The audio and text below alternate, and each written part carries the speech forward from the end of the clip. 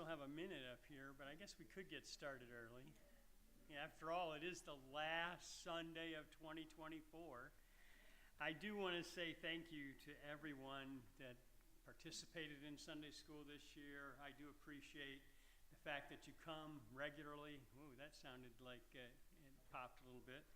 That you come regularly, that you're part of the class, whether online or in person. I do appreciate that very much because you make a difference. You know, it's important that you're here, and I enjoy sharing with you the things that I learn as I study and prepare for these lessons. Well, today we're going to, again, sort of talk about a social issue. I think, you know, the literature periodically gives us some social issues that we need to talk about. Today, you can see on the screen, it's going to be about gambling. We're only going to scratch the surface on this. But there are some things that as a church we should probably understand. And when I say understand what it is and understand maybe how we can help those who may be caught up in something like this. Well, the best way to begin is to understand how gambling is defined. And so gambling is the practice or activity of betting, the practice of risking money or other stakes in a game or in a bet, if you will. You know, it's this chance, random occurrence, the possibility of something happening because you have participated in it somehow. So to know whether or not we've got a problem, we need to understand, again, what we're dealing with. And this idea of what is gambling and how does it affect the church and how does it affect you? Well, gambling is growing more and more popular and accepted in the culture. You have lotteries, casinos, sports betting, you know, brackets. You know, March Madness is coming up. There'll be brackets. There's all these different ways for you or me to lose our money. And the question becomes, does this hurt anyone? Does it hurt anyone? I want you to keep that question in mind. And doesn't it do a lot of good when you think about a lottery? You know, and again, the government is involved in these things. So, you know, doesn't it do a lot of good? Well, again, keep those questions in mind because it's part of a rationalization, I think, that we have in our culture, in our day, about how do we look at these things and how do we say, yay, they're good, or no, they're not. Well, Microsoft News Service had this yesterday. You recognize this, right? And $1.22 billion lottery jackpot. You recognize that, right? The slide details, you can't read it there, but again, if you want to go look at it, you should, because it details this new billionaire in Northern California. Wow, $1 billion. Wouldn't it be nice to have $1 billion? Well, if you tell me no, I'm going to say you're lying to me because everyone in the room would love to have $1 billion. It's exciting. Joshua Johnston, the guy who oversees Mega Millions, and he talks about this. He gives a characterization about how it just makes it so wonderful for the person that won. And he says in the statement, and you can go read it, he says in the statement that this does so much good for all the communities across the country because it's Mega Millions. Well, let's think about that for a moment. For a moment. Woo, got it. Woo. Just have to throw that arm. That's the way. I'm baseball pitching now. It's 60 degrees outside, right? What are the downfalls of gambling? You know, and is it an addictive behavior? Now, let's dig a little deeper on this. You know, when we do, we're going to find that everything's not so rosy. It's not such this pretty picture that, oh, guess what? You know, hey, you know, I won and I'm happy and I've got all this money. And, you know, the American Psychiatric Association places gambling in the categories of substance and addictive disorders. So it's a disorder. It's a problem, okay? And so there are some serious issues that have to be dealt with, you know, that affect not only the player, the person that's giving the money or making the bet or doing whatever, but the family and the friends of the one who is doing or having this behavior. Proverbs tells us this. It says, treasures of wickedness profit nothing, but righteousness delivereth from death. That's Proverbs chapter 10 and verse 2 from the King James. The Bible, and while I can't stand here and tell you that gambling is a sin, it doesn't say that anywhere in the Bible, that it's a sin, so I'm not going to come at you at that direction. But I want to talk to you about the wisdom that the Bible does have about these types of games of chance. So the Proverbs inform us in a wise way to live. In other words, treasures of wickedness profit nothing. Taking something, that really is not yours to have. Another verse in Proverbs tells me this. Getting ready to pitch this thing here. It won't click. There we go. Dishonest money dwindles away, but whoever gathers money little by little makes it grow. Proverbs chapter 13 and 11. That's from the New International Version. This idea of dishonest. Something that is taken from one person to reward someone else.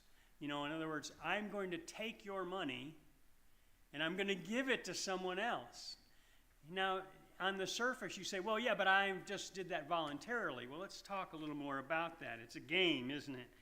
And again, it becomes this idea of rationalization. How do I rationalize the things that I'm doing or my behaviors?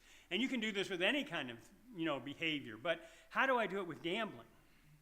Well, key truth number one is this. It has dangerous consequences and exploits the vulnerable. And we'll see this in these verses. Can I say to you that the house always wins? Did you ever hear that phrase? If you haven't, you have now. And I want to ask you a question. Would you play a game if you knew it was designed so you couldn't win? Well, the answer to that is, most of us would say, no, I don't want to play a game that's designed that I'm going to lose every time.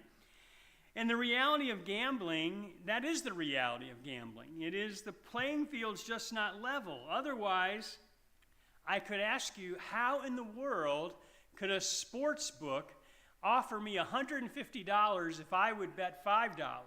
How does that work? Everybody would line up. Yeah, I want the $150.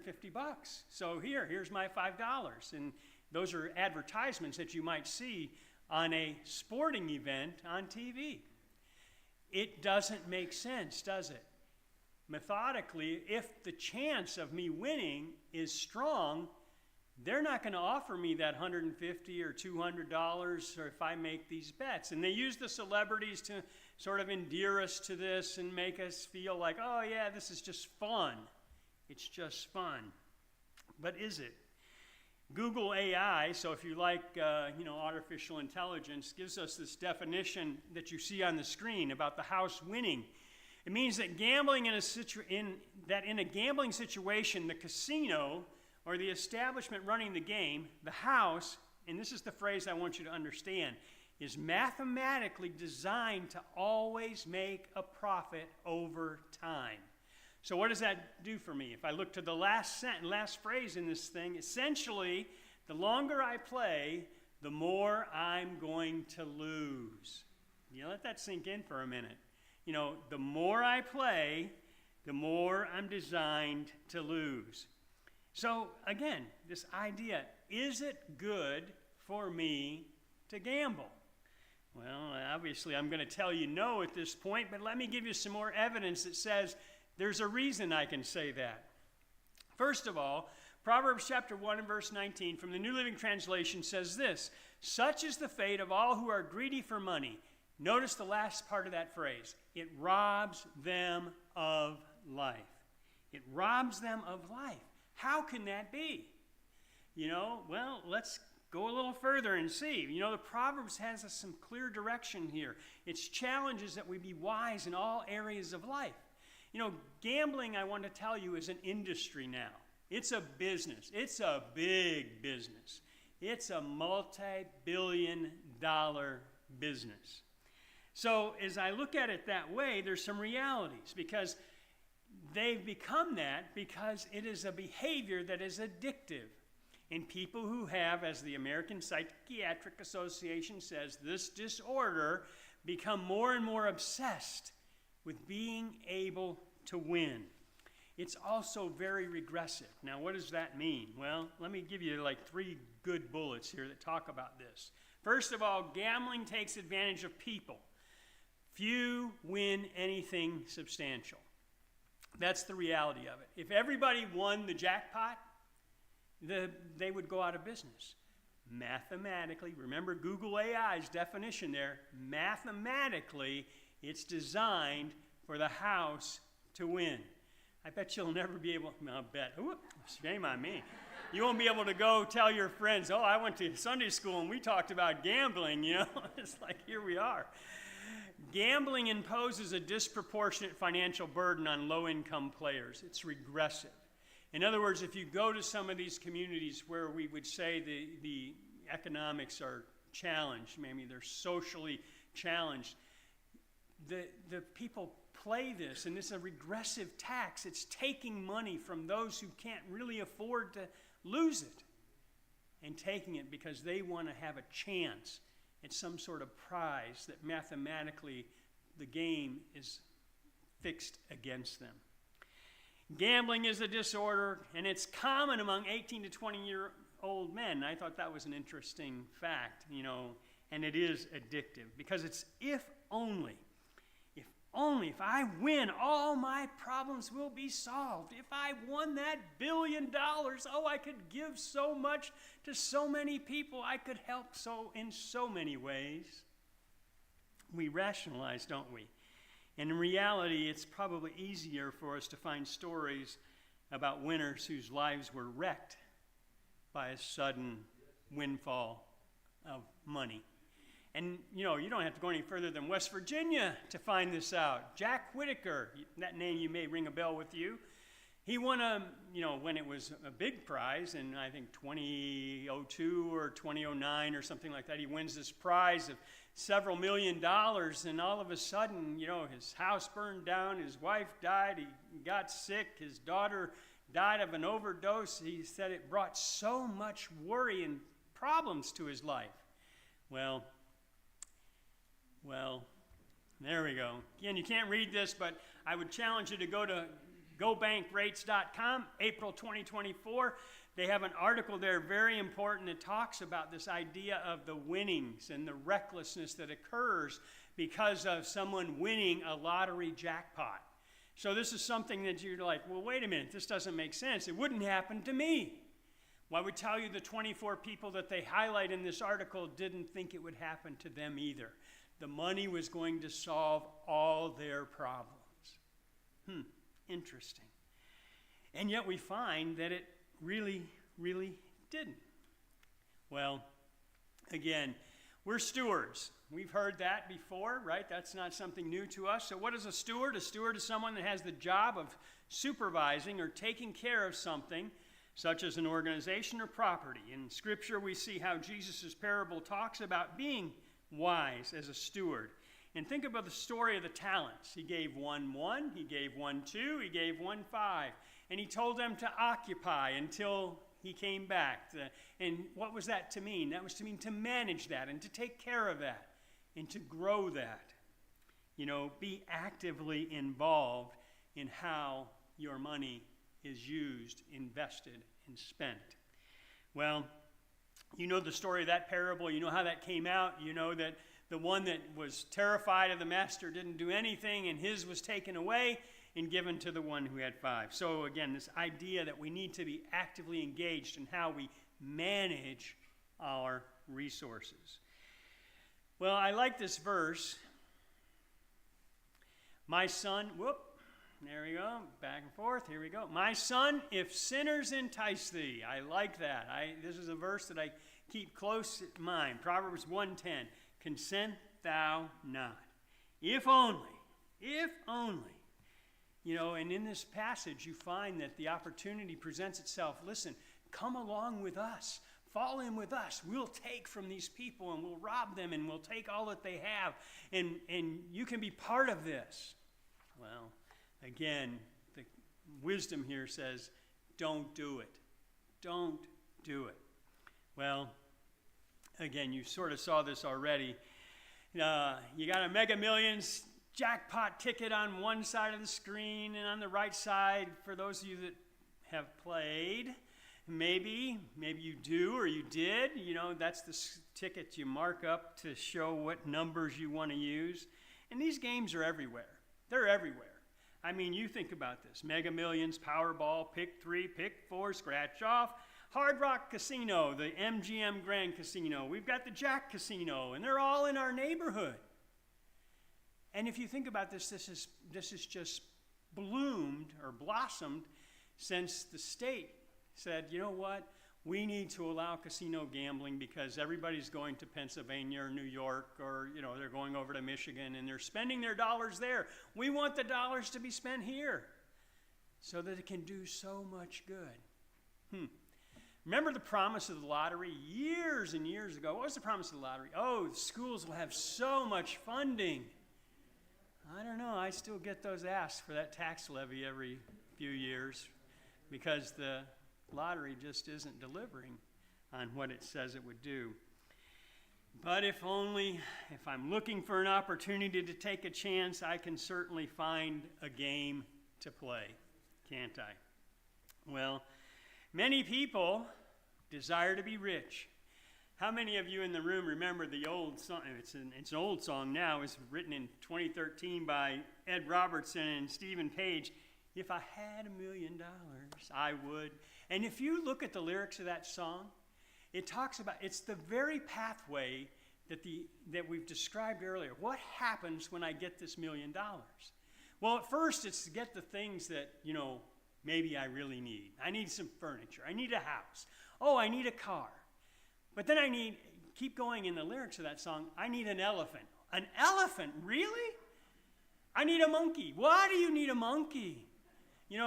And it gets more and more exotic about what happens with this $1 million that this person says, if I had $1 million. So it gets more and more exotic. And so for coats, a new fridge, food for that fridge, it talks about elephant bones, it talks about limos, taking me to the grocery store, it talks about trips, etc., etc., etc. If I had $1 million.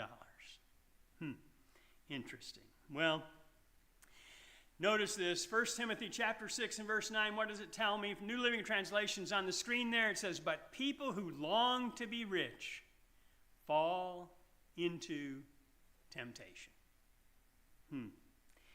And the verse goes on, and they're trapped by many foolish and harmful desires that plunge them into ruin and destruction. We shouldn't be obsessed with riches. Why? Because riches are only temporary. And we'll get to that verse in a minute. Ever been to a carnival? Most of you probably have been to a carnival, or you've been to the fair, or maybe you've been to Cedar Point, and you've gone down that midway, and you see all of the prizes that you can win. The lights are blinking and flashing, and you got food on one side, and you got games on the other, and so many prizes to be had, and you could win one too.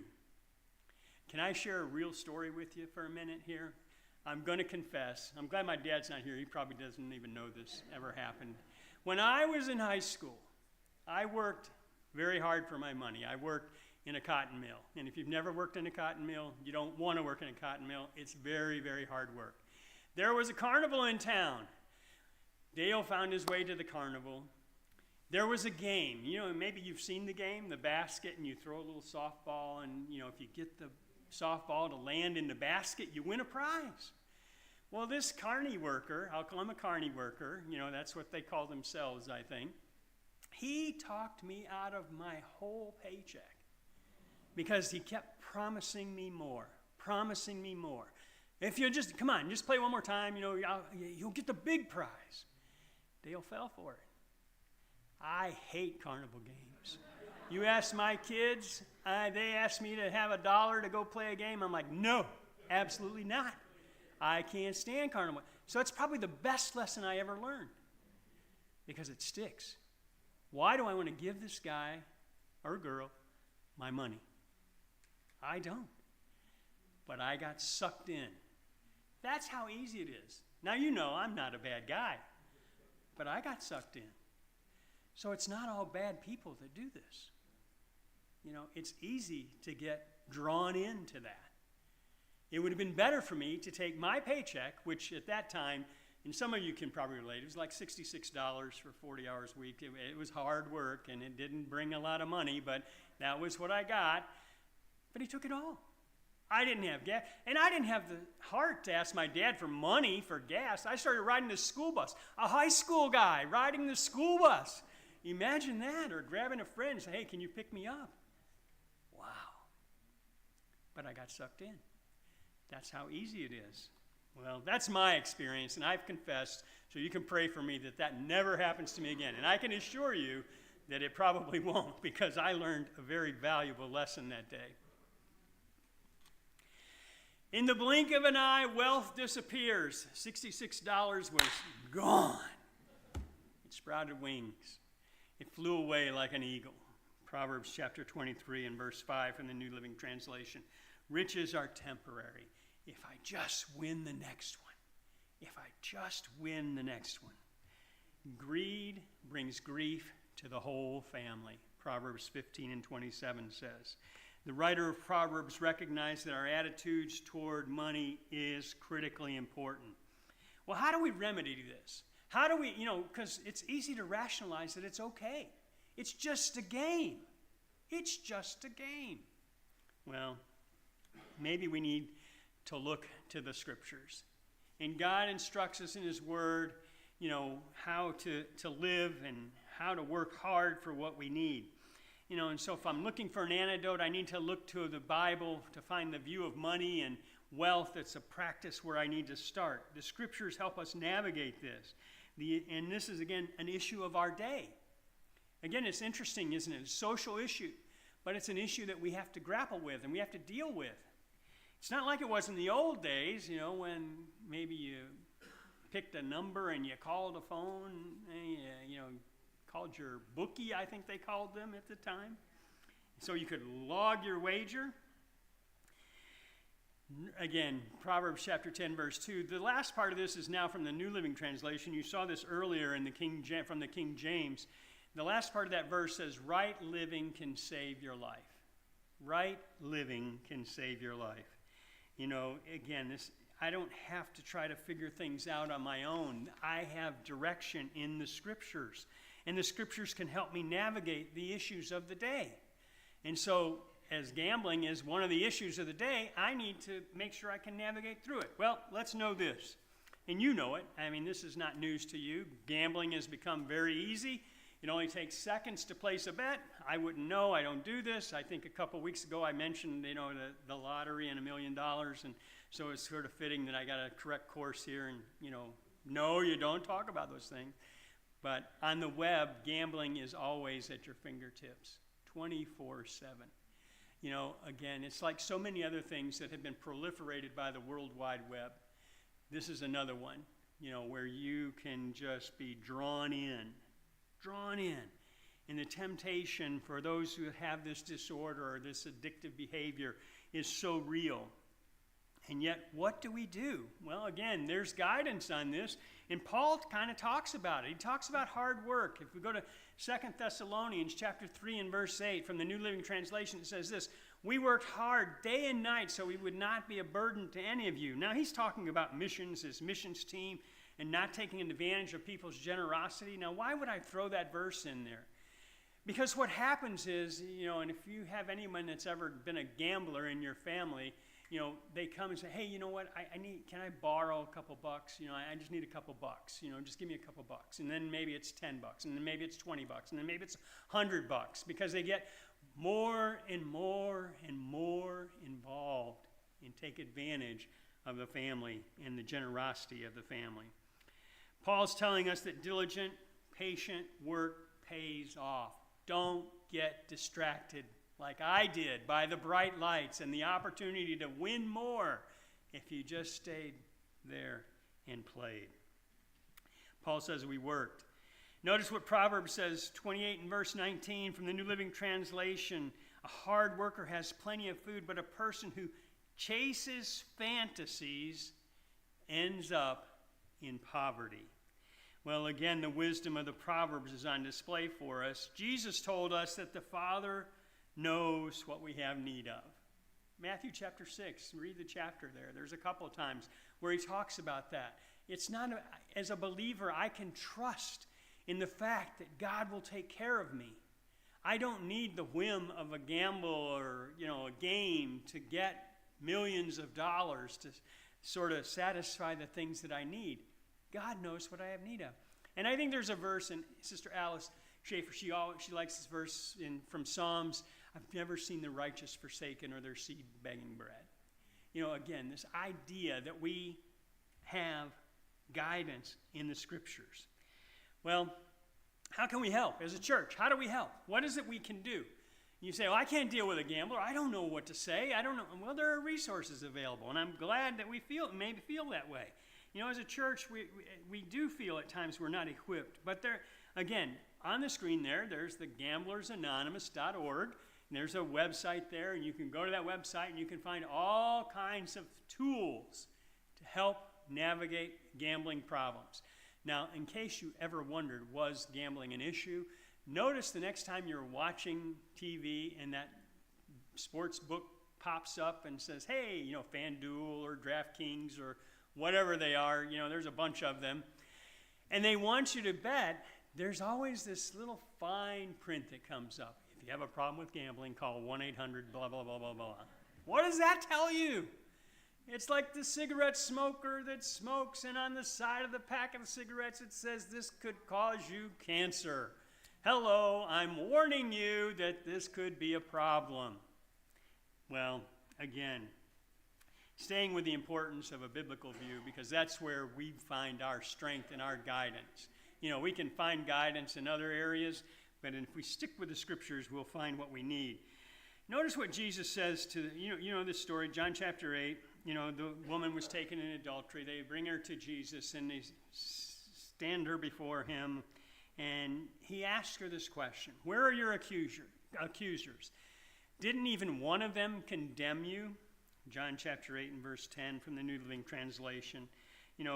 This is, again, the idea here is, where are those that condemned you? Where are they? What's going on? Where are they? And can I say that it's easy to make people feel guilty? Parents, we're good at that, aren't we? We got that down to a science with our kids, can lay on the guilt, because, oh, you need to do this. You need to take care of this for me, please. Or, you're my child. I did all this for you. Or, you get it. And so this woman, here she is, and she's before Jesus, and I like Jesus' response, because he's asking, where are the ones that condemn you? And guilt brings this heavy burden, doesn't it? And so how can we help with that? And I like what the response is here, because in John 8:11, New Living Translation says, no, Lord, she said, there are no one's here condemning me. And he says this: I don't condemn you either. Neither do I. Go and sin no more. So making someone feel guilt or shame, that might bring a short-term change. But we need a change of the heart, not just a short-term behavioral change. And so to get there, we need to focus on words like Jesus shares there. I'm not here to condemn you, because I am you. I'm a sinner, just like you. I confessed earlier to my gambling problem. I haven't had a problem since, just FYI. But the idea there is that go and sin no more. Don't do it anymore. And again, there's all kind of rationalizations for why you may think that this is a good thing or a bad thing, and I'm not here to debate it with you. I'm here to tell you that there's some things that can cause problems for you, your family, and your life if you stay in that pathway. And so I wanted to give you some guidance. So change is possible. And it doesn't take $1 million. It doesn't require that. I can commit to the words of Scripture and find the answers to guide my life. And hopefully, next time someone says, hey, you want to go into we got a kitty, we're building a kitty. We're going to win that $1 million, multi-million dollars, that $1 billion. Come on, just a couple bucks you can throw in with us. No, well, you're going to, we're going to win and you're going to be left here working. And it's like, well, yeah, okay. And I would imagine that most of you are still working with those same people that said, throw in with us. What did Proverbs say? If sinners entice thee, consent thou not. I'm out of time. We go into 2025 next. Where are we going next? We're going to talk about God raising up leaders. And so you'll read with me in Judges chapter 2 is where we'll go next time. Let's stand and go to prayer this morning. Heavenly Father, we come to you this morning. We're grateful for all that you've done for us, for all your guiding hand and the scriptures and how it lays out a way to live that can challenge us and that can help us to move forward. Lord, help us not to be the ones that try to make folks feel guilty. You didn't. You just guided us toward going and sinning no more. Lord, I pray right now for the needs in the congregation this morning. There may be many. There are those who are sick that need a special touch. Lord, I pray that you'd be with them. I pray for those that maybe have financial needs. You know who they are. Lord, I pray that you'd work in a special way in their home, in their family. And Lord, for those with physical needs, Lord, again, I lift them up to you and pray that you'd have your hand on them in a special way. We thank you for 2024. We thank you for your blessing on our church family, for being near to us, Lord. For those that you took on home, Lord, I pray, God, again, that we could console those who have been left behind to mourn their loss. Lord, I just thank you again for this church, for the mission of this church, for the leaders of this church. I pray, God, that you just have your hand on us as we prepare for 2025. Lord, I ask that you just, again, allow us to carry on the mission of the church.